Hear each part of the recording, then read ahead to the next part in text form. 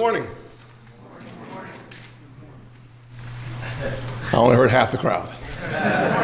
Let's try that one more time. Good morning. Good morning. Fantastic. Let me say, this is such an exciting time. I want to certainly thank Dr. Hayden, Mr. Young, and Secretary Carson for joining us this morning for what is a celebration of Juneteenth. It is a fabulous day, but standing here, I reflected back on some of the other events that I've done around celebrating the progress of America.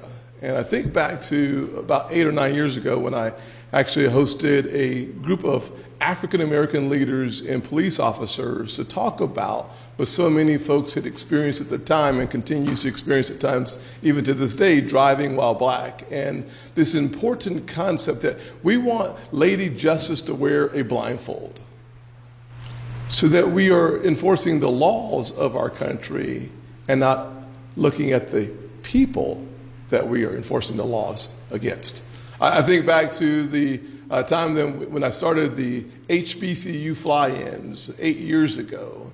We had 130 presidents and chancellors for the first time coming to the nation's capital to talk about making sure that every single child experienced their highest potential by properly funding our historically black colleges and universities at a level that would be on par, and importantly, allowing for the success of these students to be an investment in America's very, very bright future.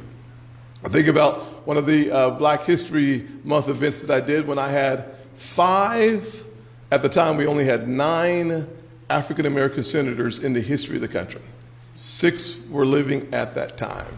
I brought together 5 of the 6 United States senators so that we could have a conversation looking back and looking forward, obviously a bipartisan coalition celebrating the progress of America, but also understanding and appreciating the very high price that we had to pay to get to where we are. Perhaps none more important than today. Out of all the events that we've done over the last 10 years as a United States Senator, I can't think of a better celebration than Juneteenth. I think about the fact that on June the 18th, 1865, Galveston, Texas, so many people clinging to hope, believing beyond their circumstances that somehow, some way, things would be different. Being disappointed for 3.5 centuries, but holding on to this thing called hope. And embedded in hope is this notion of faith. And these were faithful, resilient, powerful people who held with both hands to hope. And 24 hours later, a message of freedom would ring. We are free. We are free. But that freedom did not happen overnight. It would be many years into the future that we would continue to strive to actually see the full manifestation of freedom. And in some ways, we still strive for that freedom right now.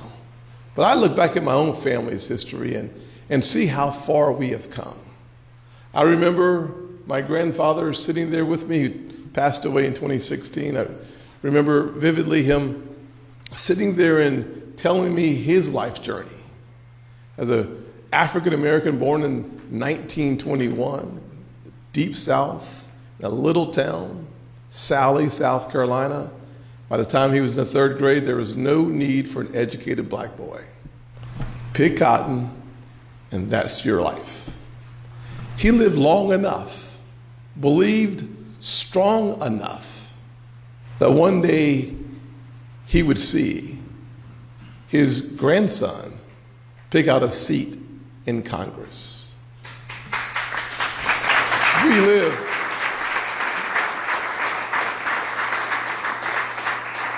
We live in the most remarkable country on God's green earth. We, the collective, have work to be done to make sure that the next generation has more mountains to climb and fewer valleys to live in. We get there. We get there together. We do not get there separately. We can only arrive at our destination together. That's why I love the words of the Reverend Dr. Martin Luther King Jr., who said that the arc of the moral universe, long, but it bends towards justice. Let us be the hands and feet of hope and justice, and we will be able to live in a country that is, in fact, one nation, under God, indivisible, with liberty and justice for all.